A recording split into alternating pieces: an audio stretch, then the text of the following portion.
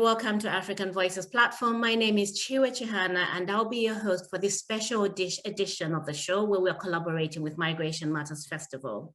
Tonight, we're talking about Migrants and Calais, the longer story, the bigger picture. Now, press and media have focused on Calais as a buzzword for coverage of the plight of migrants and refugees in France. How does this link to activities outside of France and the interventions of state and non-state actors? I'm joined tonight by Dr. Sophie Watt, Dr. Amanda Crawley-Jackson, and Eliza Lavego to discuss this subject. Good evening, Sophie, Amanda, and Eliza. Good evening. Thank you so much for joining us on African Voices platform today for this special edition where we are partnering with Migration Matters Festival. I'm really excited that you could join us. And just to start with, could you introduce yourselves and your roles, please? I'll start with Sophie. Yes, my name is Sophie Watt, and I'm a lecturer in French and Francophone Studies at the University of Sheffield. And I specialize in France's colonial and neo-colonial history and the representation of migration. Thank you so much. And can we have Eliza, please? Hi, I'm Eliza. I'm a photographer, Franco-Swiss, based in Geneva. And I studied photography in Vevey, in a school of photography, and then at the University of Art in Geneva. Brilliant. Thank you very much. And Amanda? Hi, thanks so much for inviting me. I'm a senior lecturer in French and Francophone Studies at the University of Sheffield. I specialise in philosophies of space and contemporary visual arts from France and the French-speaking world. And I have been working on a project for quite some time now entitled Post-Traumatic Landscapes.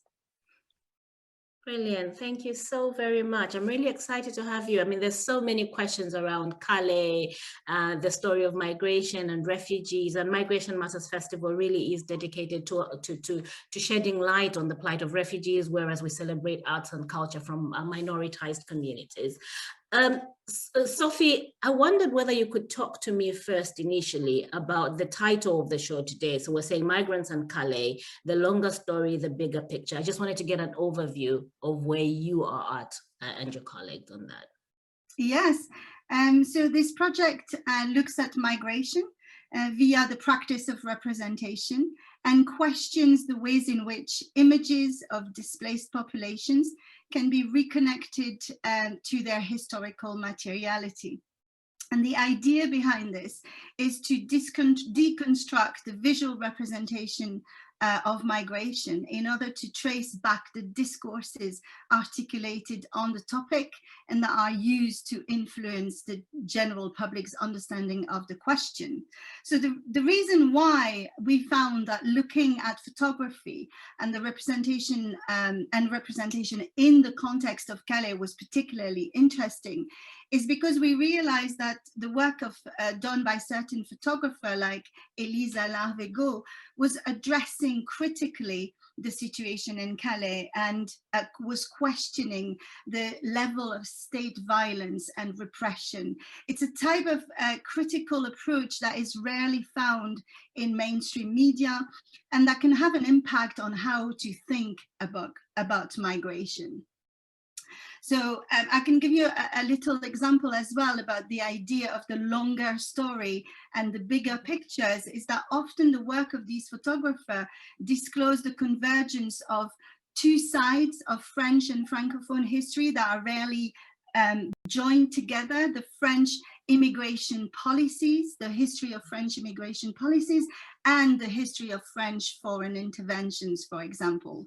So when we are confronted with the brutal carceral environment of the camp of Calais that at time is reminiscent to of a war zone, it is clear that the photographs transcend the artistic discipline of photography to reinscribe the story of refugees in Calais within the neo-colonial and global context in which France plays a major role. Thank you, Amanda. In that case, then, I would really like to find out from Amanda. Sorry, I said thank you, Amanda. Sorry, thanks, Sophie. But I would really like to bring in Amanda now and just ask what's the role? What role does photography play in representation of refugees in Calais? Thanks. So I think one of the first things to acknowledge is that actually, you know, photography has a very long and difficult history, and it's inherently bound up with policing, with identification, with knowing. Historically, it really emerged with what in French are known as, you know, les sciences humaines, these disciplines that are all about knowing people. And as Foucault would say, you know, we want to know so as to better control. You know, photography is inherently caught up with the desire to see and to know. It's very much part of the colonial apparatus. And Ariella Azoulay has written extensively about the problems that inhere in photography and the perception of, you know, the privileged white communities and their privilege, their right to view disaster, to be its spectator. We know that photography is used in the media to sell newspapers, to generate clicks, to generate advertising revenue. Photography is used to propagate tropes, perhaps of displaced peoples as either victims or as threats. And even images which present as ostensibly humanitarian have been used for political ends, I think, and to mobilize political agendas. So when we're dealing with photography, I think we have to be attentive to that history and the ways in which the photographic apparatus is used, but also the impact this has on the people who are being photographed. Now, as Sophie said at the beginning, we have become very interested in the work of artists, including, let's say, Mathieu Pernaut, Kader Attia, Jacqueline Salmon, who are using photography to do the kind of work that Sophie described just now, deconstructing stereotypes, positioning events in broader historical context, but who've also demonstrated a sustained engagement with the places in which they work, rather than following the flashlights of interest. I think we can see a different time engagement in the photographers with whom we're working. I think there's a call to contemplate, to reflect, to interrogate ourselves, to research, rather than to consume images of disaster. And what I see in the work of many of the artists that we engage with is a focus on mirrors, a call to look at ourselves as consumers of images, as white citizens of Northern Europe, and to consider the role we play in the construction of stereotypes as we consume them. There's a very interesting piece of work by Kaya Silverman, who's talked about the need for what she calls heteropathic identification, and I think this is really important. She says that we need to think about work in which, and I'm quoting, an emotional response comes with respect for the other and the realization that the experience of the other is not one's own. And I think that's incredibly important. So I guess that in the conversation with Elisa today, I hope that we're going to speak about some of those practices and the ways in which we negotiate photography as a very problematic medium, but one which perhaps has emancipatory potential when it's used by artists who are critiquing the paradigms of representation, but also by displaced people themselves as they take up that camera. Okay. Thanks a lot, Amanda. So I guess then that dovetails really well into the question that I have for you, Elisa. Why did you choose to document the situation of displaced people and volunteers in Northern Europe in that case? And maybe you could tell us a little bit more about your work in Calais.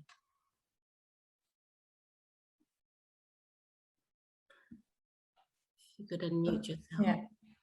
I was invited by the National Center of Art in Paris, CNAP, and Peru, which is an organization with, sorry, I have to look at the translation. No problem. And I remake it again because, sorry. Yeah, so I will restart. I was invited by the CNAP, the National Center of Art in Paris, and the Peru Center for the Exploration of Urban Resources to make a photographic project in the area of Calais. So I was not, and it was in 2016, I was not I had not to do something on the jungle of Calais, but I decided to work there because I had already done a lot of work on borders, and it was I was really interested in focusing on this problematic and on this area. Although before having this command, I would not dare really. I was not brave enough to start a project there, also because I felt it was not really my role as also, like you said, Amanda, as a white and living comfortably in Switzerland with my papers, allowing me to travel around the world, almost everywhere. To make a project there was quite tough, and I wouldn't dare before, also because I had seen so many images before in the media, but also in artistic projects. I felt like it was not necessary, really, in a way. But with this command, I started also listening broadcast radio, and I heard a lot of volunteers speaking, and I thought to myself, but I've never really seen images of them. That's quite strange in the media, but also in artistic projects. So I decided quite quickly to focus on them and on their relation to displaced people and on the friendship they could make together, because they were not, for most of them, they were not living in the jungle, but they would come every day and helping them and making food together and everything. So right. yeah. So really the positive story of that environment totally being missed by the media, and you thought, let me capitalize on this and actually relate, as it's because what you're showcasing is actually relationships that have been built in that space, right? Mm-hmm. And it was interesting because most of the people there volunteer were English people, actually, and I felt it was really interesting to see that, because at least in the organization where I went, and I think, yeah, mostly it was more people from the UK than French people coming to be volunteer. Okay, thank you. And Sophie, could you give us a bit more background then, information about the situation in Calais itself since the jungle was first formed? And where are the people in Calais from? I know you were saying something about Francophone France, and I think I'm trying to interrogate a little more about that. Mm-hmm. So Calais as a camp for refugees has taken many different forms over the years, and we can identify about 4 different phases. The first being what is called Sangat in the 1990s, which was a warehouse owned by Eurotunnel and transformed into a humanitarian emergency accommodation and reception center, and renamed Sangat after the seaside town there. And it was open to refugees coming from or fleeing conflict erupting from the dissolution of former Yugoslavia, and that led to forced displacement. So the first wave of refugees arrived in France in 1999, in the mid-90s and the late 90s. And this center wasn't left open very long. It was closed in 2002 by Nicolas Sarkozy and David Blunkett. And often some analyses have reminded us that the reason why Sangatte was closed is that because migration was becoming too visible in France at the time. So the second phase between 2002 and 2009 is really the phase where the jungle as we know it or as we understand it was built. And it started really in the woods of Bois de Garenne, where mainly Afghan refugees started building sites and settlements there. It comes after the aggravation really of the Afghan conflict between 2004 and 2005, and it leads to a large number of refugees arriving in this area. And as we go on, we can see that around 2007 and 2008, the British and French authorities get together to organize raids in the camp in order to capture the Afghan refugees and to deport them back home. They had planned different flights, for example, for them to be returned to Afghanistan. So it's quite the level of brutality and the level of the militarization of the area is becoming more and more pressing at the time. And it reaches the moment of the dismantlement of the jungle in 2009, and that moment is heavily mediatized by the French government because they wanted to justify the dismantlement of the jungle. It's also really the moment where in the media you've got this linguistic shift between the use of the term refugee and the use of the term migrant that is quite interesting because, for example, the Geneva Convention has a much broader understanding of refugee. That is, anybody persecuted is a refugee, but with the term migrant, you've got this closed down on the terminology used. Almost symbolically, that status is refused to the people arriving on French soil. So the third phase from 2009 and 2016. Okay, can I just check? So when you say that, you say that to mean it means that if you're seeking asylum, then almost automatically your rights in that space are sort of dampened down. You can't ask for asylum because it's just migrants rather than refugees. Is that what you're relaying? Yeah, it's assumed that you haven't been granted the right of asylum. By using the term migrant, it is assumed you don't have the status of a refugee. So symbolically speaking, it doesn't put you in the same space. And it also, I think that it also is quite useful to be used by the government because the state has duties towards refugees, whereas the duties are not clearly stated towards migrant populations. So that linguistic shift, although symbolic, is actually in reality extremely brutal, I think.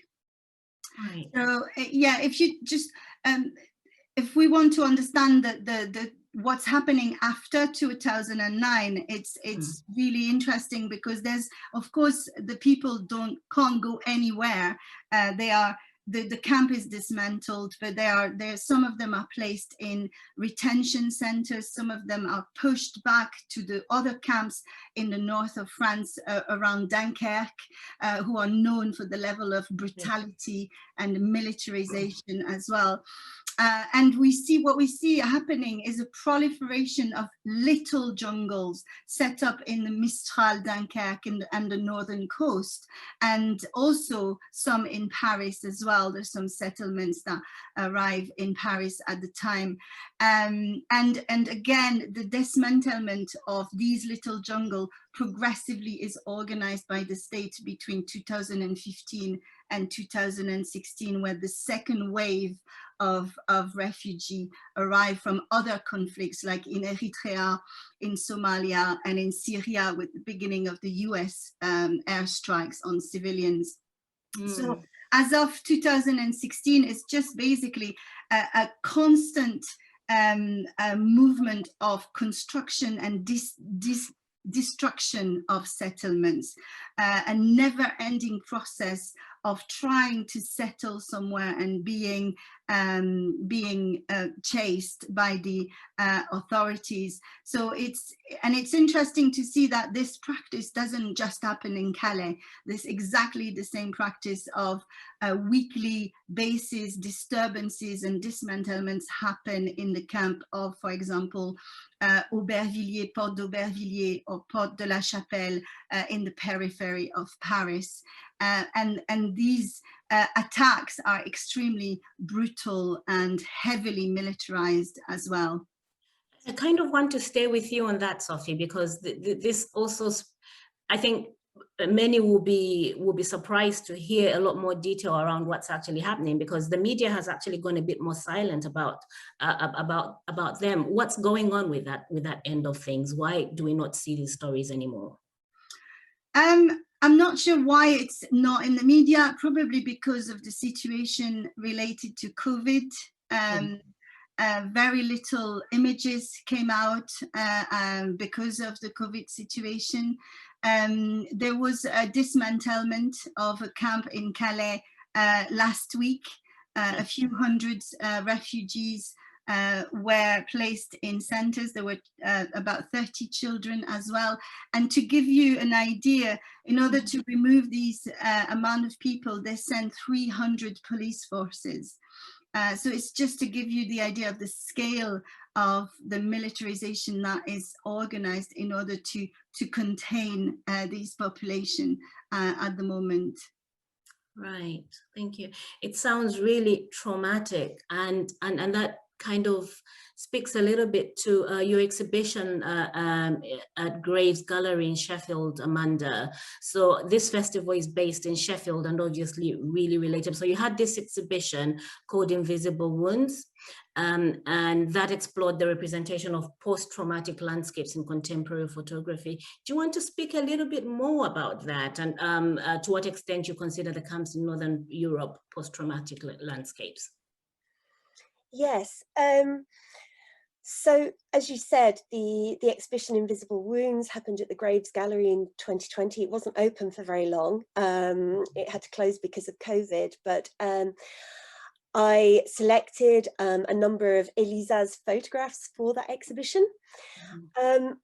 I mean, the first thing I'd like to say is that, you know, the very term post-traumatic is an oxymoron, because chronologically it suggests that trauma was in the past. But of course, we speak of post-traumatic when trauma remains live in the present. And what I wanted to show through the exhibition was how the present and landscapes of the present have been constructed in violence, even if that violence has been visually or discursively erased. So I was looking at landscapes of past trauma where that trauma remains live, even if it's not visible, but also landscapes of re-traumatization. And I think that's incredibly important when you're speaking about Calais, because for me, post-trauma speaks to some of the complexity of the time of trauma. Individuals and communities carry trauma through time and space. People who find themselves in Calais are bringing with them traumas experienced elsewhere that are not in the past, but which are continually experienced in the present. And through their constitution as migrants, as Sophie has just described, they're subject to a re-brutalization, a re-traumatization. So there are multiple layers and multiple times of traumas that I guess I was trying to address through the work of some of the photographers whose work I showed. I think that in terms of photography, there's a real challenge there, because photography is an inherently visual medium. And I think many of the photographers are thinking in their work about how to show what is perhaps not visible or no longer visible. How do you show the structures that have created the camps in Calais? How do you point to traumatizing histories that people who find themselves in Calais have lived through, but which are not visible in the space of Calais? How can photography account for the absences, the erasures, the repressed, the unspoken? And I think also, you know, photography operates in the mode of a single frame. How can photography deal with the longer story, the bigger picture? How can it show the political and structural forces that shape the traumatizing and the re-traumatizing present? So I think through the curation, I tried to bring out some of the historical connections through the selection of photographs and the organisation of photographs in the exhibition space. And Elisa's work, for example, was shown next to photographs by Simon Norfolk, and they were of the secondary mass graves in Bosnia. And Sophie's already described how conflict in the former Yugoslavia really led to mass forced displacement and the arrival in France of refugees. And, you know, through the war in Kosovo, for example, we see this kind of intensification of displacement. And what I wanted to do through the curation was show some of the connections between Elisa's work and other places. Next to Simon Norfolk's works on Bosnia, I showed works by a French-Brazilian photographer, Roberto Frankenberg, who in his photographs traced the routes followed by his grandparents as they were sent to the concentration camps in Eastern Europe during the Second World War. And it was actually the kind of the erasure of atrocities in the Second World War and the trials at Nuremberg that actually prompted the creation of the secondary mass graves in Bosnia, when perpetrators decided to try to conceal the evidence of their crimes and those atrocities so that they could not be prosecuted as perpetrators had been at Nuremberg. So in that space, I was trying to talk about erasure, about connections, about the continuation of practices, you know, of violence. And I guess it was in this context that I really tried to kind of demonstrate how Elisa's work is about symptoms, it's about phantoms, it's about reading the landscape in a more attentive way, trying to determine what is outside the frame, as well as seeing what is within the frame. And that requires patient historical research. It requires looking at a broader ecology of images. I think it means engaging with historical research, which is perhaps, you know, beyond the immediate context of Calais, if we're to understand the trauma that inheres in Calais in the present. Yeah. I was wondering actually, because as part of Migration Matters Festival, there's also an installation of Elisa's work as well, alongside, I think you've co-curated this, Amanda, if I'm not mistaken. Did you want to tell us a little bit more about that? Or was that you, Sophie, that co-created this work? We've got an online exhibition, which is Calais in and out of focus, representations of migration in France.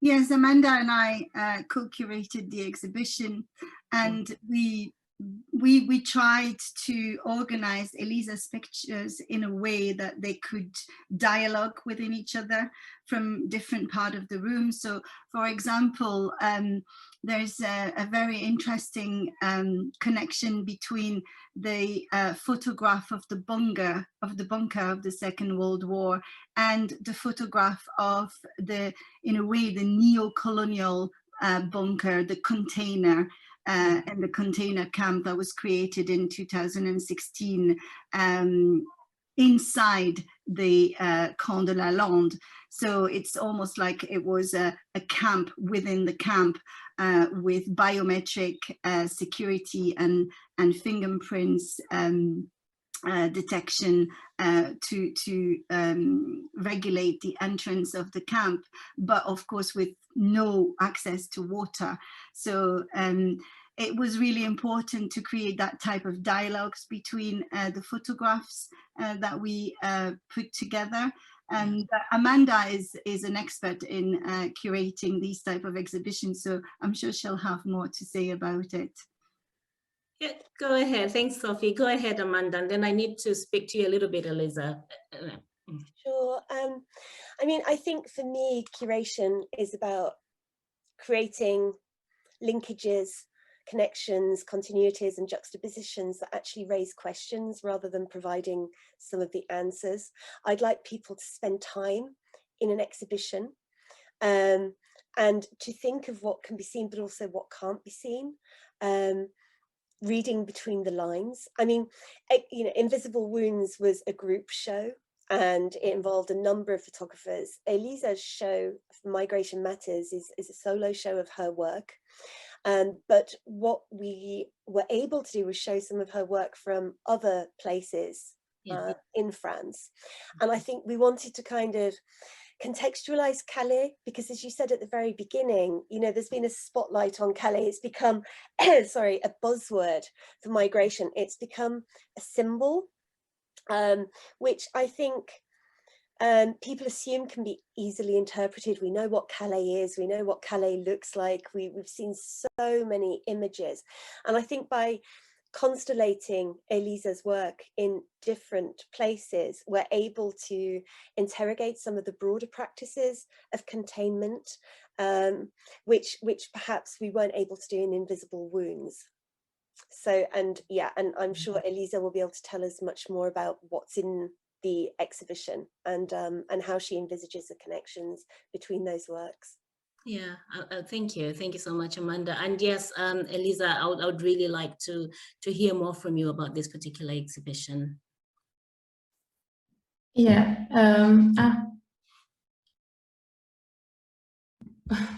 Go ahead. Yeah, it was really nice because I had not to curate the work. Sophie and Amanda did it for me, so it was great to have this surprise, and it's my first experience also to do it virtual. But it's interesting because it's another it's another thing than in real place, real gallery. But I'm really happy to still have the impression to enter space thanks to this 3D virtual gallery. And it was interesting to see how they would curate this work for me. And so it was really nice also. For me, it's the first time I show this photographic work of Calais with these new works I did recently in Lyon and Briançon. And it's interesting to see these works together. Yeah, good stuff. And so why did you see the need to do that extra work out beyond Calais, like you said in Lyon? Why did you feel like you needed to look outside of Calais? And what's the difference in that experience? When I worked in Calais, it was very brief because I started in the summer of 2016, and then they dismantled the camp in October 2016. And so, I mean, I had not really the time to really have a concept. I mean, I knew I wanted to work on relation between volunteers and refugees, but it was too short for me to really express and to make a bigger work on these relations. And so later in 2019, because I heard also through media and also through friends of mine of Briançon, the situation in Briançon. And then after also different places, because I have friends living in France, I realized that there was this network of small organization, and sorry, I will look on my notes. Is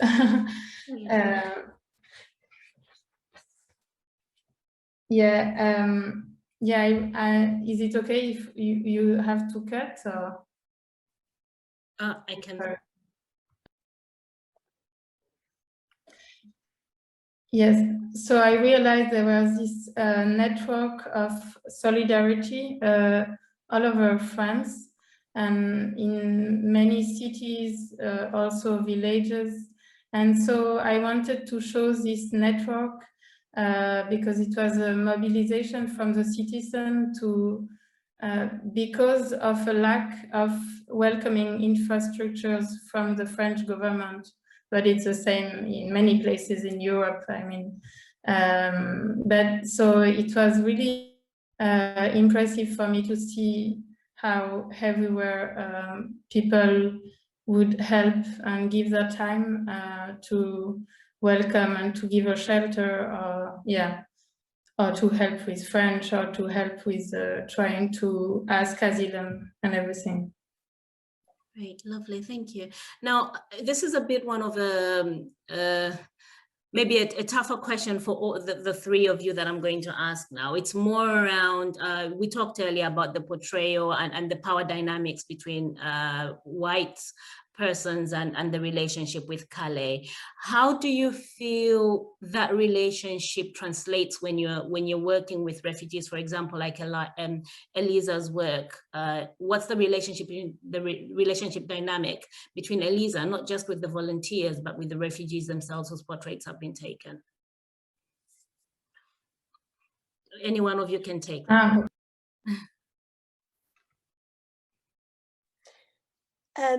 Shall I begin? Is that okay? Go ahead, yeah. So I think this is perhaps, the most important question. And we know that there are hundreds of thousands of images online of displaced people in Calais. And most of those photographs are produced by white photographers, white aid workers, and it's actually incredibly hard to find works by displaced people in Calais. I'm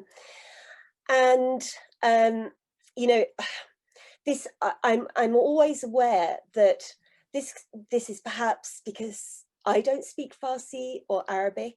I can't find those images online. So I know that my perspective is skewed by my own linguistic constraints, for example.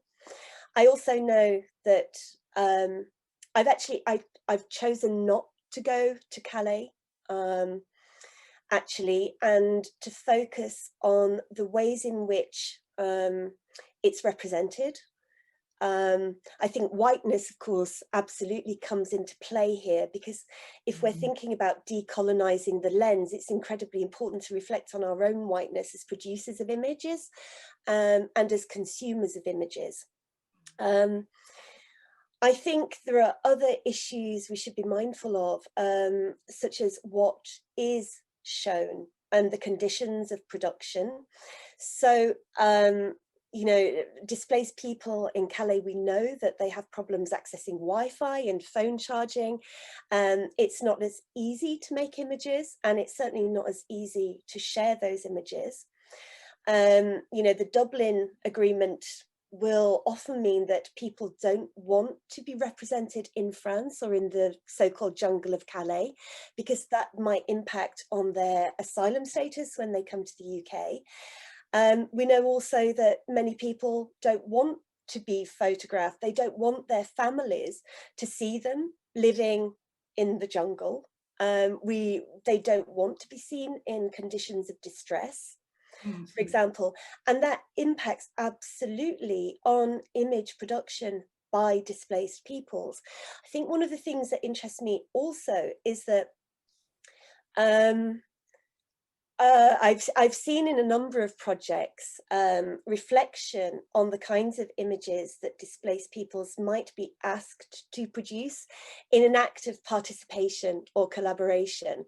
And artists such as Ito Barada, who comes from Morocco, did a series of works with displaced peoples in North Africa and in Marseille.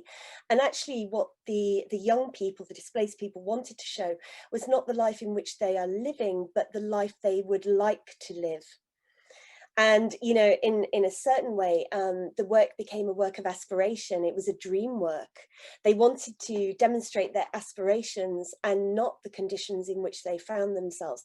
Now, I think that unless we take all of this on board, we're risking a perception which, or we're resist, no, how can I put this? We're putting ourselves at risk of universalizing interpretation. And I think that's incredibly dangerous. And in my work, I try to be very attentive to the conditions of production and dissemination. And always to be mindful actually that what I see in these photographs is not Calais. It's not the displaced peoples. I'm seeing a representation that my encounter with that reality is always mediated, and it's mediated through that frame. Now, I think what is emancipatory about this practice, however, is it can become a space of dialogue. And I think that is really important. Ariella Azoulay has talked about the capacity of photography to develop relations of partnership. And Zia Gafic, who works near Sarajevo actually, and with the International Organization for Migration, and a number of photographers, has made the point that I think we try to be very mindful of, that everything we know about people on the move and their precarious journey is told from the perspective of outsiders. Okay, and that's a quote. And I think that's incredibly important. And we might perhaps move on to this. I don't want to get into another question without having been asked it, but I think we do need to talk about production of images by displaced peoples, what that might look like, what the dangers are there, I think. Absolutely. And what I think, yeah, no, absolutely. You're totally right, because I think that the question that I was going to ask subsequent to that again was also around, it's that that conflict between security and visibility and taking ownership of your own narrative. So I was actually going to ask you, you've probably answered a little bit of that, but I was going to say, but how do you envision that the narrative of migrants can be strengthened from their accounts and perspectives, whilst also retaining this security aspects, a safer existence, I suppose, in those precarious circumstances? I don't know if that's something you would speak to as well. Well, Sophie, go. No, I just wanted to come back onto the conditions that have been imposed in France and also at a European level when talking about the establishment of this security praxis, this European security praxis. I mean, between 2003 and 2004, there's a series of practices and measures that have been implemented in order to optimize surveillance and containment of these migrant populations. You've got this juxtaposed border control that was established with the Treaty of Touquet in 2003, but there's the first biometric data collection with Eurodac in 2003 as well, where all the fingerprints of migrants are collected as soon as they pass illegally a border within Europe. And of course, we often refer to borders in Europe as being a free movement of people because of this notion of Europe, but they're not for the migrant populations because of the Dublin's agreements. People have to seek asylum in the first country they land in, and that was implemented from 2003 and 2007. So, and I think there's also the launching of Frontex, this European border agency that is more and more becoming like a European police border, and gradually undertake a number of activities such as deportation of migrants and pushbacks as well of migrants at European borders. And it is planned that these agents are going to be able to work in third countries as well, where in the countries where the migrants are for. So it's becoming more and more difficult for these people to have any possibilities of liberty of movement, but also liberty of documenting their journey and their lives. In France, there's also quite an important law that is called or is renamed the solidarity offense, that basically stop people from helping the refugees.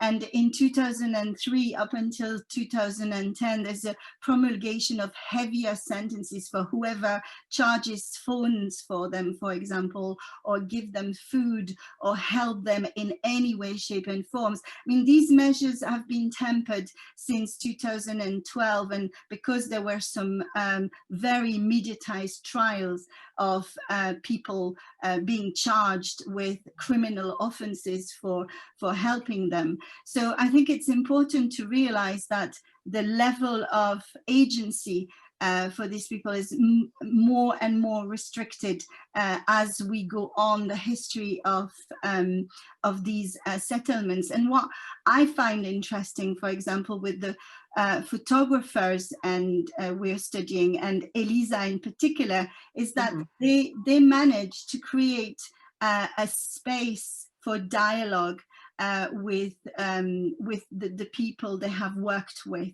to create these photographs. If you look at some of the photographs taken by Elisa of Aminata, the one you've chosen, for example, or Ibrahim or Ahmed, there's a real exchange that is happening in the photograph.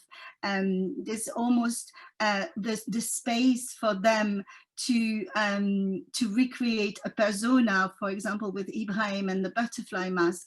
And I think it goes beyond a certain form of counter discourse. It really allows for these refugees to have a space to dialogue and to express themselves.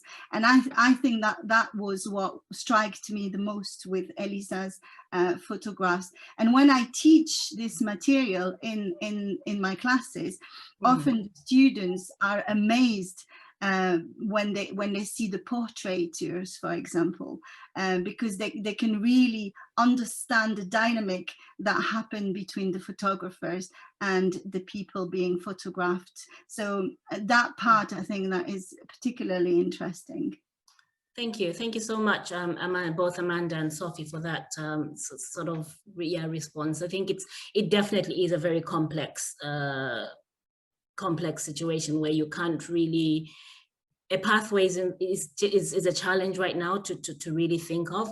But for our viewers out there, the exhibition we're discussing is part of Migration Matters Festival, and it's labeled Calais, In and Out of Focus, Representations of Migration in France. That's on the Migration Matters Festival website, running from up to the 20th of June. So please, if you could just go and have a look and interact with these images that we're actually discussing at the moment.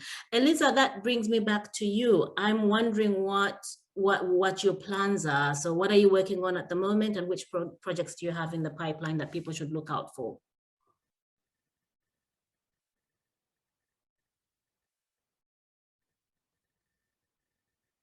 You're muted, Elisa.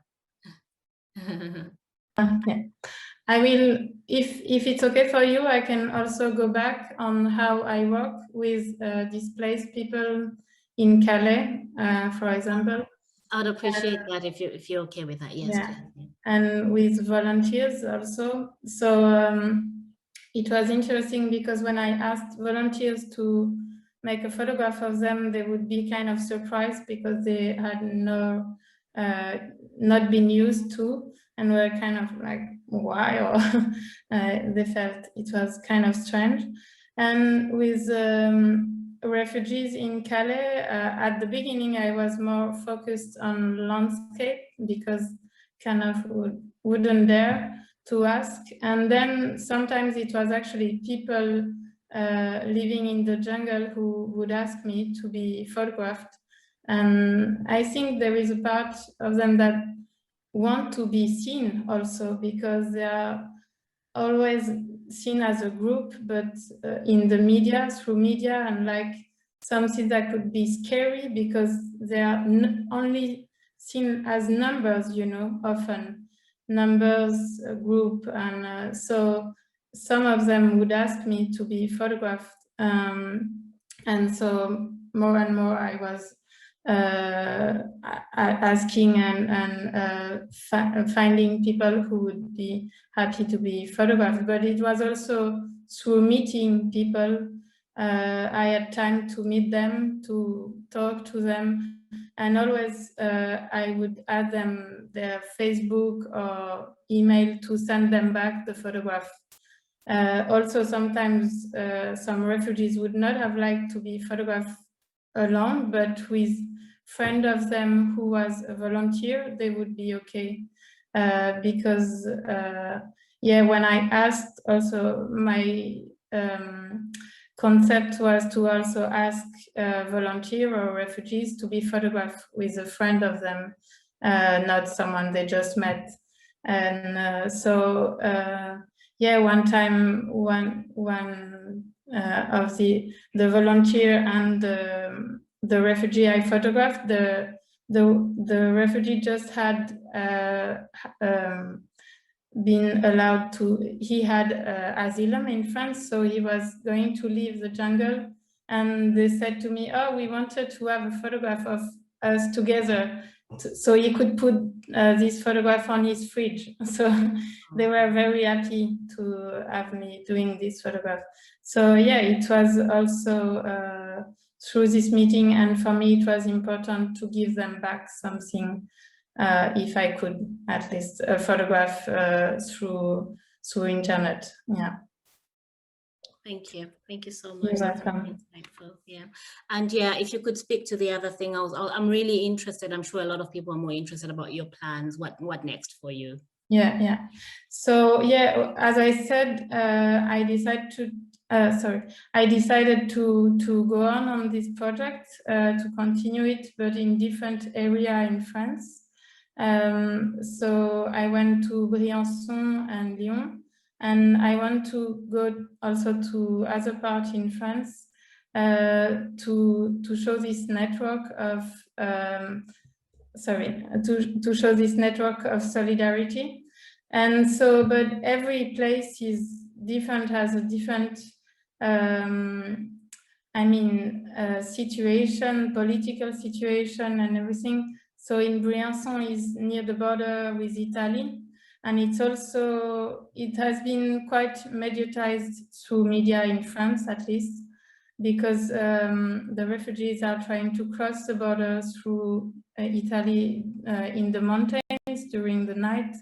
And so in winter it can be very dangerous, and there have been several people who died, unfortunately, trying to cross and to reach France, because there is a lot of surveys in this border, and so policemen tried to catch them, so they would run and then find them completely lost in the mountain. And so there were many very sad stories there. And what I photographed there in a place run up by volunteers, and there is also marauders who are going every night during the winter to try to find if there is people trying to reach France, if there is refugees trying to cross the border, if they can help them. Sorry? Is Mahudai military? I'm sorry, I missed that. I know.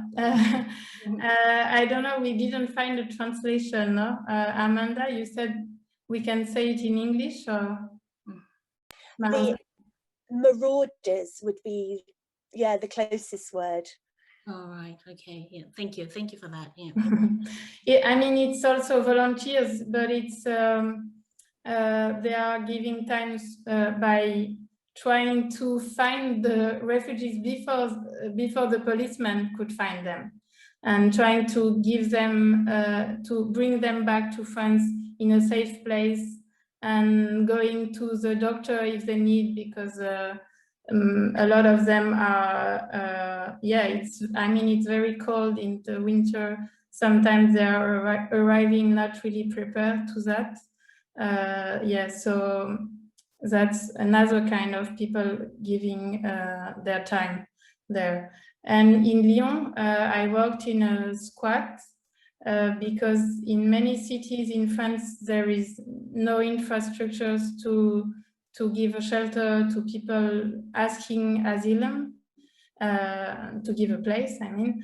And so many militants are opening squats to give a place to refugees, often also minors who have no place to stay.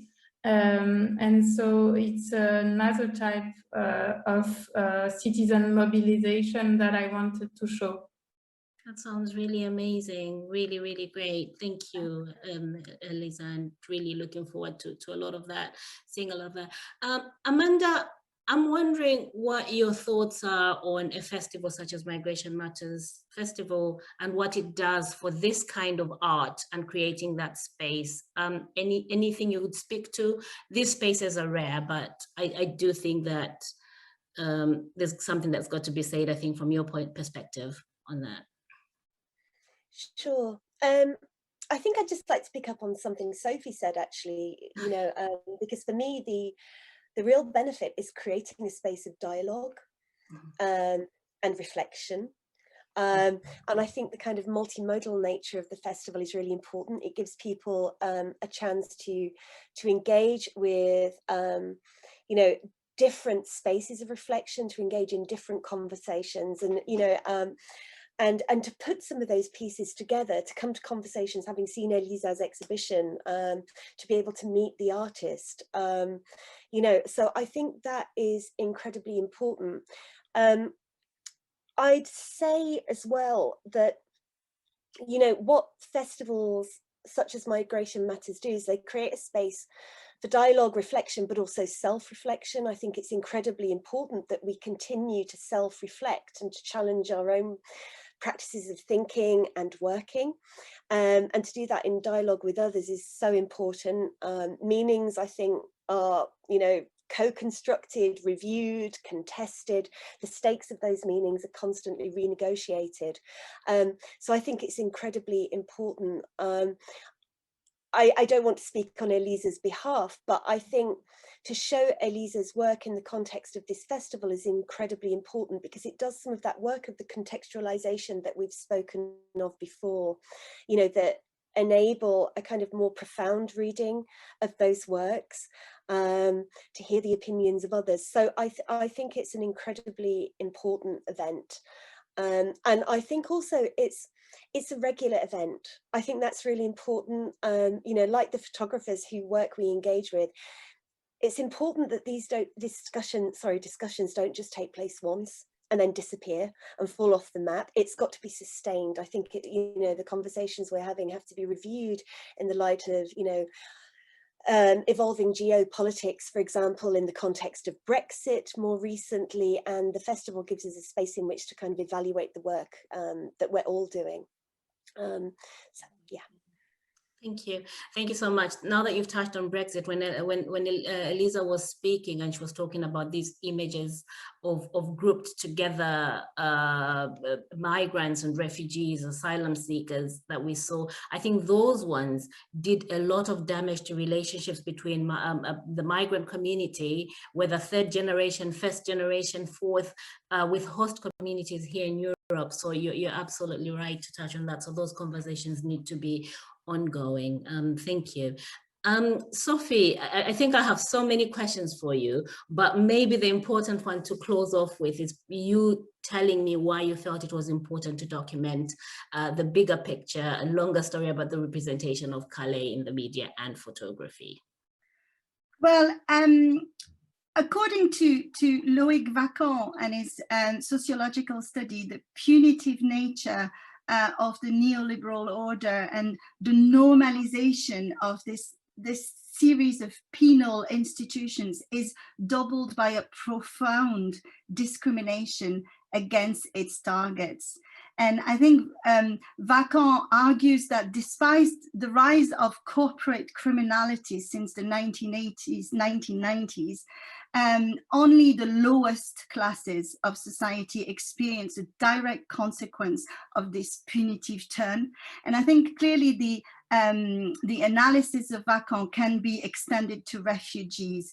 This socio-ethnic selectivity is the result of state crafting that represent a pillar of the neoliberal order, and that is clearly legalized via heavy bureaucratic system and justified via some media coverage that are done very quickly and without asking people's permission and to generate these type of stereotypes and emotional discourses that we've been talking about. So I think the mechanisms and apparatus of oppression need to be exposed, and they need to be taught in the classroom and outside the classroom. As Amanda was saying, these discussions need to happen, and because they're usually normalized by the media, who use often a very emotional discourse based on fears and exaggerations as well. You know, we're talking about Calais and this immense crisis in France and in Europe. But I mean, before the First World War, 55 million of Europeans crossed the Atlantic. 12,000 people arrived on a daily basis in Ellis Island. You know, migration is something that has been a normal phenomenon as well, that has happened over the centuries. So we need to be able to recontextualize what is happening in Calais. So I think using artistic productions such as Elisa's work or other photographers in order to engage in these discussions, to deconstruct these stereotypes and these discourses that are, you know, often portrayed as being the truth over this migration crisis is very important and essential to be done with the students, with the general public, and to have more opportunities to discuss these issues. So that's why I think it's essential to showcase these kind of artistic production. Absolutely, really thankful. I mean, there's so many angles this conversation could actually go on. There's so much I wanted to unpack, and thanks so much for all the knowledge you've shared, and also just your talent, Elisa. That's really inspiring that you can bring these stories to the fore, and we can talk about it from a different narrative than what mainstream media would actually have us want to discuss it on. And so just to say thank you very much, Dr. Sophie Watt, Dr. Amanda Crowley-Jackson, and Elisa Lavego for joining us today for this episode of Migration Matters Festival. And we will continue to have these conversations. There's also an installation by Elisa that everybody can actually experience still right up to the end of the festival. Good night, and thanks so much for joining us.